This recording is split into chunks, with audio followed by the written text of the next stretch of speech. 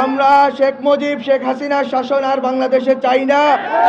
আমরা বাংলাদেশে আওয়ামী লীগের সেই ফ্যাসিবাদী ব্যবস্থা আর চাই না। আমরা চাই বাংলাদেশপন্থীদের হাতে থাকবে। বিএনপি, জামাত নির্বিশেষে যত রাজনৈতিক দল আছে, ছাত্র সংগঠন আছে, ছাত্ররা আছে, শ্রমিক, নারী, আলেম ওলামা আছেন, সবাই যারা বাংলাদেশপন্থী তারাই বাংলাদেশে থাকবেন এবং এই বাংলাদেশে সুষ্ঠু নির্বাচন প্রক্রিয়ার মধ্য দিয়ে তারা পজিটিভ একটি কম্পিটিশনের ভিতর দিয়ে বাংলাদেশে শাসন প্রতিষ্ঠা করবেন।